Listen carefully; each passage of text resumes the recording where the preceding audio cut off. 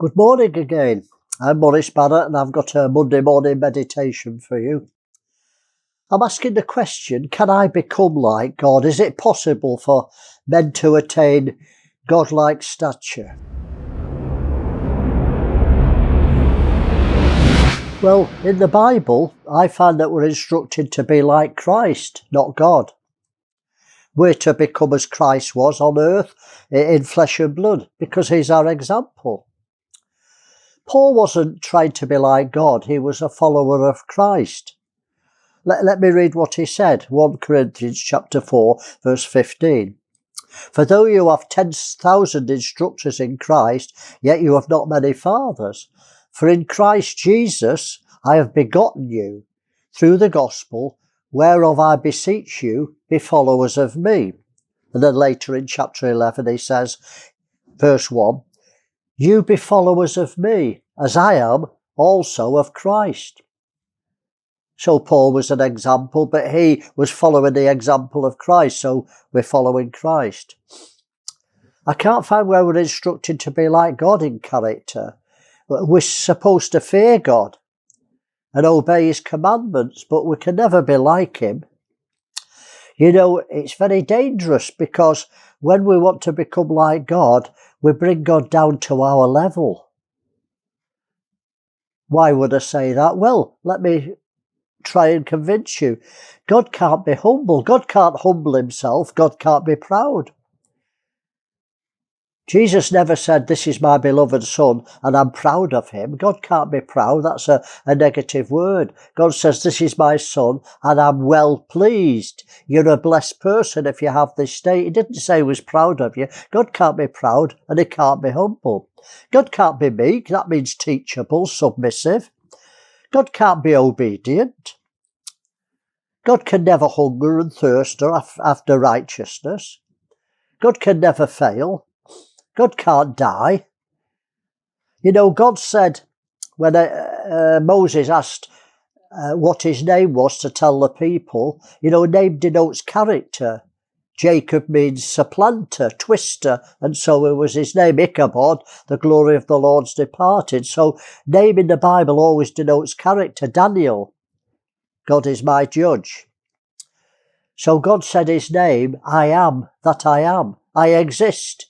In other words, don't put me in a box.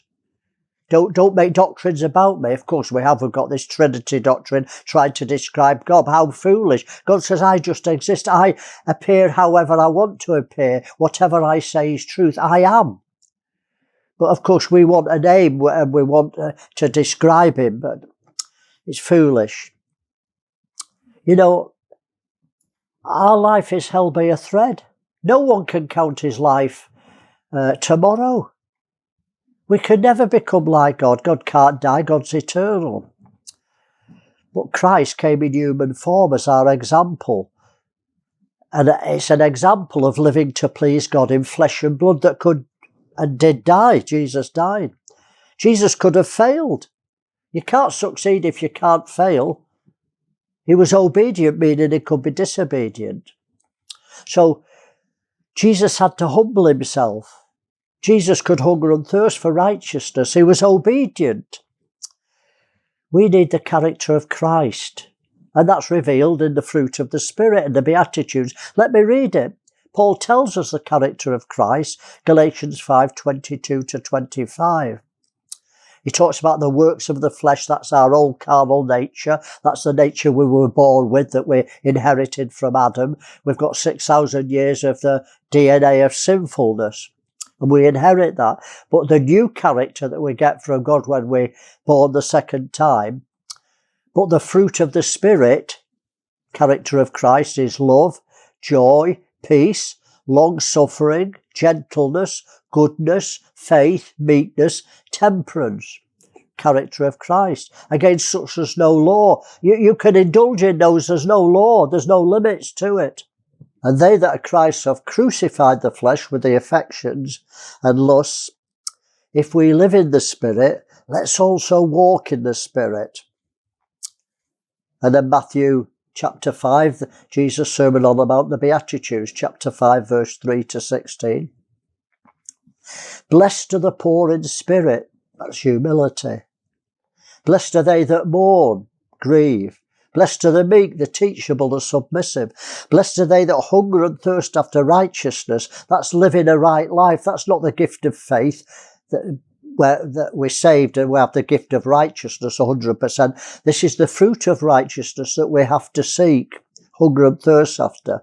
Blessed are the merciful. Blessed are the pure in heart. Blessed are the peacemakers. Blessed are they which are persecuted for righteousness' sake. Blessed are they, you, when men shall revile you and persecute you and say all manner of evil against you falsely for my sake. And then in verse 14, Jesus goes on to say, you are the light of the world. You know, when Jesus was on earth, he claimed that he was the light of the world. But he's gone now. They snuffed it out. Satan couldn't stand the light comprehended it not. And now we're to follow him and be the light of the world. That's this Beatitudes lifestyle. And we've got to manifest it in our mortal bodies. You know, Christians misunderstand it. When Jesus says you are the light of the world, it didn't mean all Christians are light of the world. It meant a Christian with the character of the Beatitudes, because it's the conclusion to the 9 Beatitudes. You've got to look at things in context. So a Christian with the character of Christ, they're the light of the world, like Jesus. Well, let me remind you what I've already read from Galatians. It shows that we can be in the light and not walk in it. Paul says, if you live in the Spirit, if you're saved, make sure you walk in the Spirit. You can be in the Spirit and walk in darkness. Ephesians 5:8. For you were sometimes darkness, but now you are light in the Lord.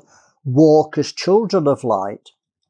And in his Sermon on the Mount, Jesus says, 6:22, the light of the body is the eye. If therefore your eye is single, your whole body is full of light. But if your eye is evil, your whole body is full of darkness. If therefore the light that is in you is darkness, how great is that darkness? He's talking to disciples. This is the Sermon on the Mount. This is the manifesto for a Christian lifestyle. If the light that's in you becomes darkness, how great is that darkness? The Pharisees were God's people, but they were walking in darkness. You know, if you're not living the Sermon on the Mount lifestyle, you're walking in darkness, because that's the light. Jesus says it in his sermon. And he ends the paragraph with these words: let your light, so your character, the Beatitudes, the fruit of the Spirit, so shine before men that they see your good works and glorify your Father in heaven.